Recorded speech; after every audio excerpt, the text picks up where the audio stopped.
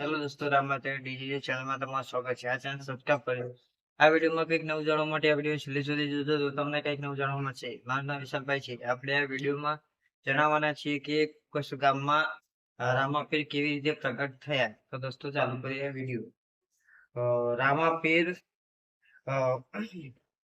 Caucus ગામમાં રામાપીરના પ્રાગટ્ય વિશે લોકમાન્યતા અને ભક્તિ પરંપરામાં અનેક કથાઓ પ્રચલિત છે. આ કથાઓને ઐતિહાસિક રીતે પ્રમાણિત કરવી મુશ્કેલ છે, પરંતુ સ્થાનિક ભક્તોમાં તેનું વિશેષ ધાર્મિક મહત્વ ધર્મ છે.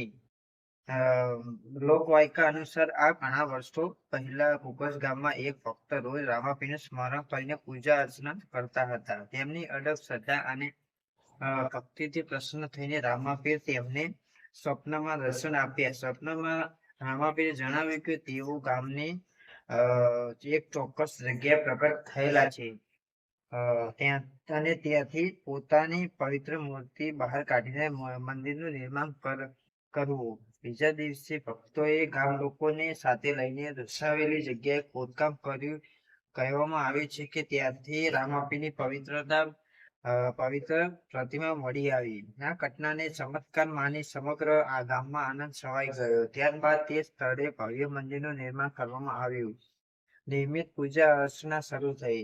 સમય જતા આ મંદિર આસપાસના ગામના લોકો માટે આસ્થાનું કેન્દ્ર બની ગયું. આજે પણ હજારો ભક્તો અહીં દર્શન કરવા આવે છે, ધજા ચડાવે છે, માનતા રાખે છે અને પોતાની મનોકામનાઓ પૂર્ણ થવા માટે પ્રાર્થના કરે છે. ખાસ કરીને ભાદરવા મહિનામાં યોજાતા મેળા દરમિયાન મોટી સંખ્યામાં શ્રદ્ધાળુઓ હાજરી આપે છે.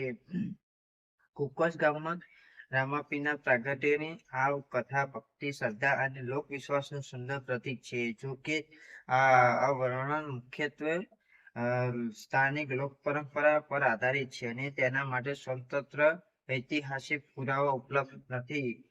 તેમ છતાં ભક્તો માટે આ સ્થળ અત્યંત પવિત્ર અને આસ્થાનું કેન્દ્ર માનવામાં આવે છે. તો દોસ્તો, આપણે આ વિડીયોમાં જણાવ્યું કે કોકસ ગામમાં રામાપીર કેવી રીતે પ્રગટ થયા. તો તમને વિડીયો સારો લાગે તો વિડીયો લાઈક કરી દેજો. ચેનલ પહેલી વાર તો ચેનલ સબસ્ક્રાઈબ કરી દેજો.